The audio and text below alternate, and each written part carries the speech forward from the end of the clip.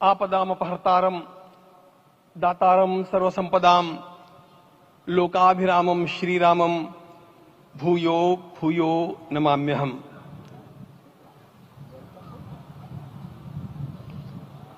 आज अंतःकरण अत्यंत उल्लास से, समाधान से और कृतज्ञता से भरा हुआ है। हमारा संपूर्ण राष्ट्र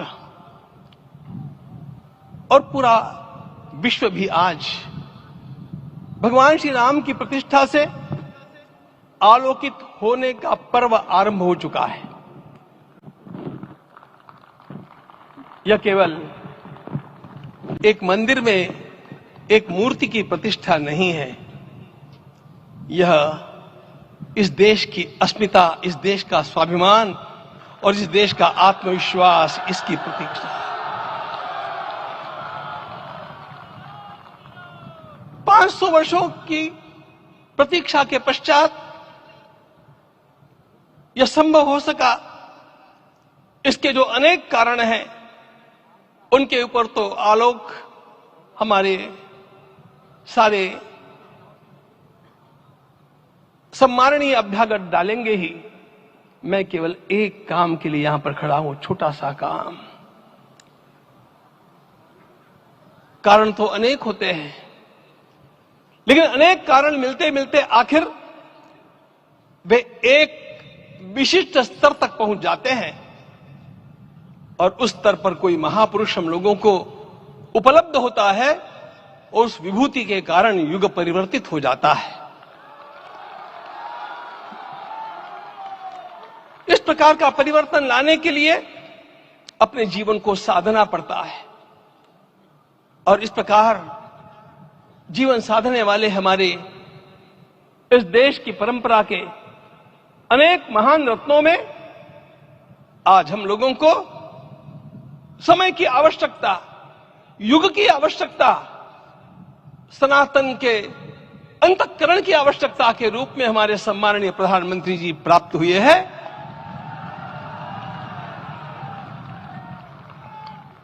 यह केवल इस देश का नहीं, यह संपूर्ण विश्व का सौभाग्य है कि आज एक ऐसा राजदर्शी हम लोगों को प्राप्त हुआ।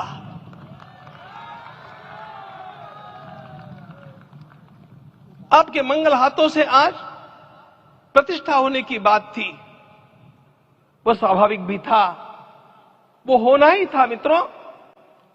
लेकिन मुझे इस बात का आश्चर्य हुआ जब मुझे लगभग 20 दिन पूर्व समाचार मिले कि माननीय प्रधानमंत्री जी को इस प्रतिष्ठा के लिए स्वयं अपने लिए क्या क्या अनुष्ठान करके सिद्ध करना चाहिए, स्वयं को उसकी नियमावली आप लिख करके भेजें।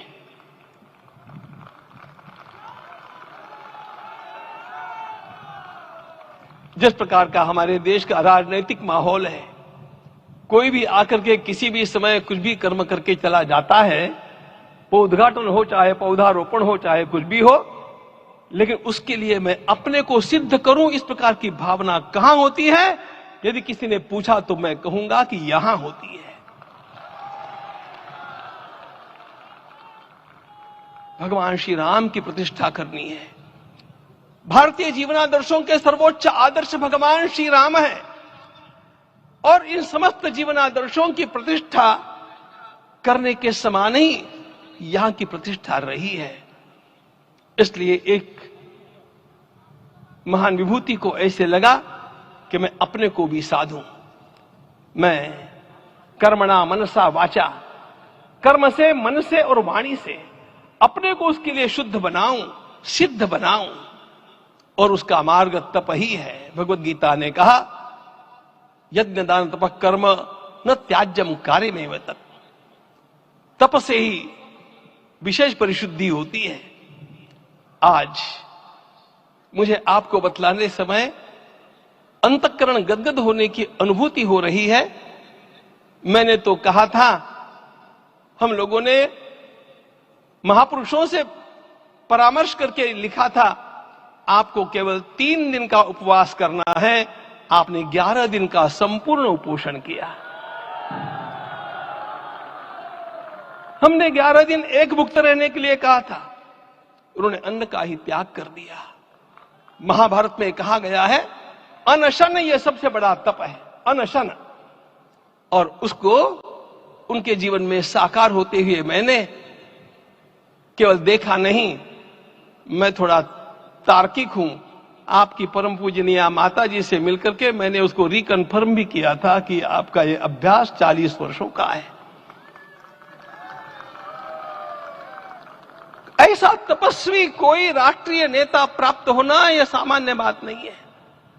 वे इन दिनों में हमने कहा था कि आपको विदेश प्रवास नहीं करना चाहिए, क्योंकि सांसर्गिक दोष भी आते हैं।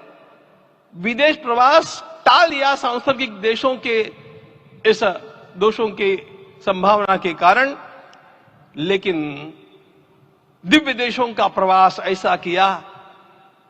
नासिक से आरंभ किया, गुरुवायूर गए, श्रीरंगम गए, रामेश्वरम गए। इन सारे स्थानों पर जाकर के वहां के परमाणुओं को लेकर के और पूरी भारत माता के हर कोनों में जाकर के मानो वे निमंत्रण दे रहे थे कि आइए दिव्य आत्माओं, अयोध्या पधारिए और हमारे राष्ट्र को महान बनाने के लिए आशीर्वाद दीजिए।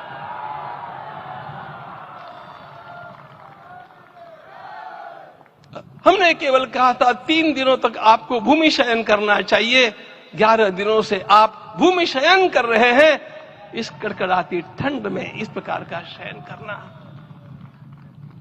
मित्रों,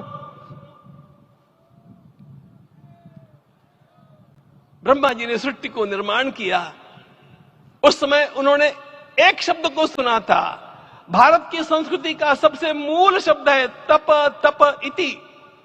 हमारे पूज्य गुरुदेव के गुरुदेव परम गुरु कहा करते थे, कांची के परमाचार्य जी महाराज, तपश्चर। मैं जब भी उनसे मिलता था वे कहते थे तपश्चर। आज तप की कमी हो गई है और उस तप को हमने साकार